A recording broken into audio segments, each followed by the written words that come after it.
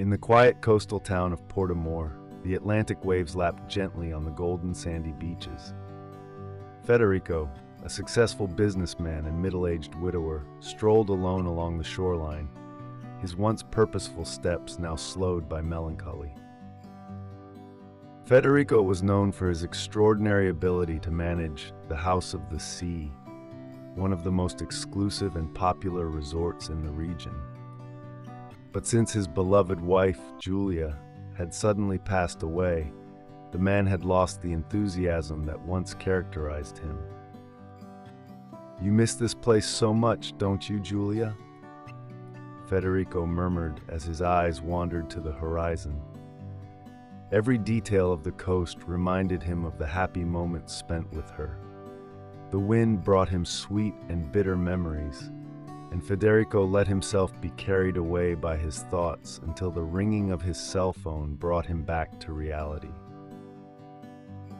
Before continuing, subscribe to our channel and activate the bell.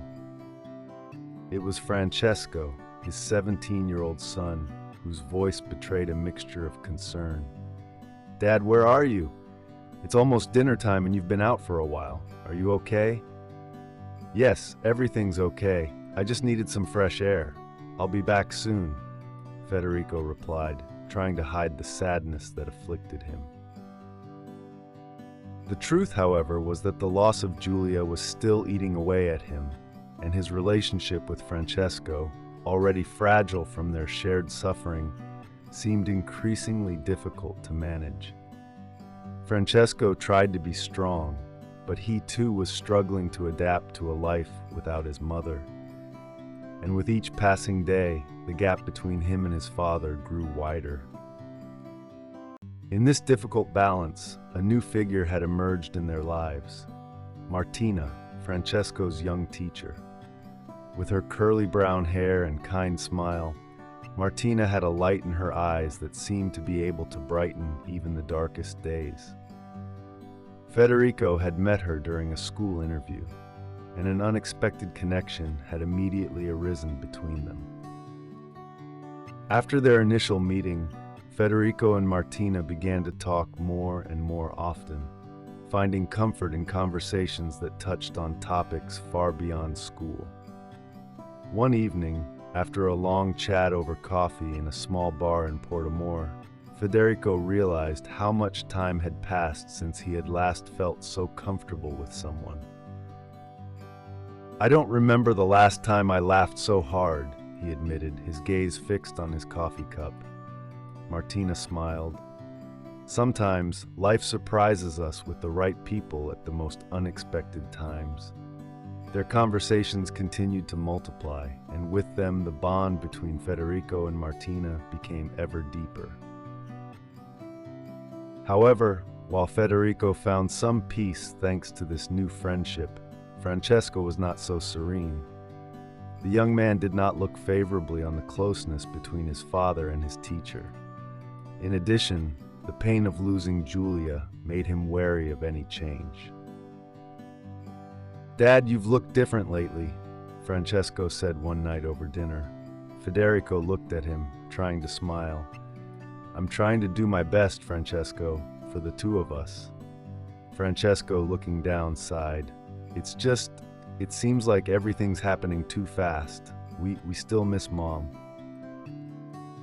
Federico felt the weight of his son's words. "Your mother will always be in our hearts, my son.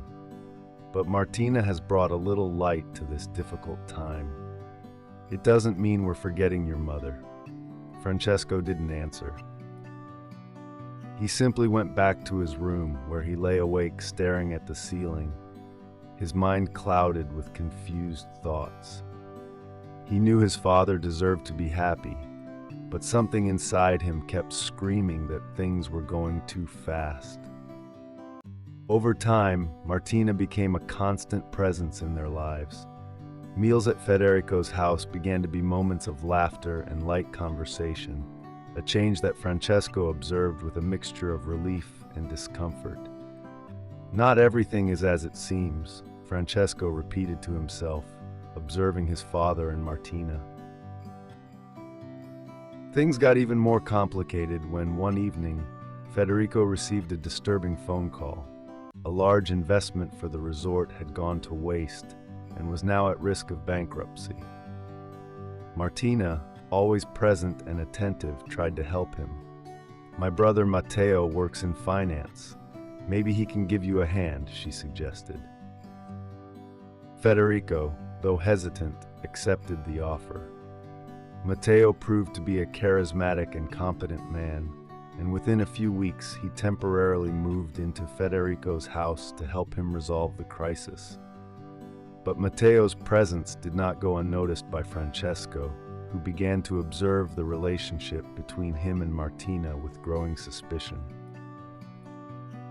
Why did they often whisper, and why did they stop every time Francesco entered a room? "Dad, can I talk to you?" Francesco said one day, approaching his father with a heavy heart. "Of course. What is it?" Federico replied, putting down the documents he was examining. "It's about Martina and Matteo. Don't you think it's strange how they act? They're always whispering together, and I don't trust them." Francesco's voice was tense, full of worry. Federico tried to reassure his son. "They're just trying to help me with the problems at the resort. There's nothing to worry about." But Francesco shook his head. "Dad, are you sure you really know them? I just want to protect you." Federico remained silent, trying to balance his growing feelings for Martina with his loyalty to his son. He decided to keep his eyes open, but deep down he began to have some doubts. The days passed, and despite Francesco's worries, Federico asked Martina to marry him. The proposal took place during a romantic dinner under the stars. Martina accepted, and soon the preparations for the wedding began. But Francesco watched everything with growing apprehension. On the wedding day, the church was full of guests. Federico, standing at the altar, turned to see his son approaching, his face pale and tense. "Dad, stop!" Francesco said, raising his voice. Federico, confused, looked at his son as he took out his cell phone. "I have to show you something," Francesco said, pressing play on a recording. Martina and Matteo's voices filled the air, revealing their plan to steal the resort from Federico once the wedding papers were signed. The crowd murmured in shock, while Federico felt paralyzed by the betrayal. "How could you?" he whispered, staring at Martina. She, with tears in her eyes, could not respond. Federico turned to Francesco, hugging him tightly.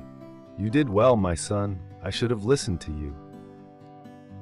From that day on, Federico understood that true wealth was having someone he could trust by his side. The bond between him and Francesco strengthened, and despite the wound left by the betrayal, he found comfort in their relationship. Years later, a new opportunity came in the form of Sofia, a brilliant business consultant who proposed to Federico a collaboration to relaunch the resort. Slowly, between business discussions and evening dinners, Federico and Sofia discovered a deep connection. Thanks to Francesco's support, Federico opened his heart again, and this time, happiness truly settled in their life. And so, father and son, together with Sofia, built a new life, leaving behind the pain of the past and embracing the future with hope and love. Did you like this story? Leave a comment below. Thanks for watching the video till the end, and see you next story.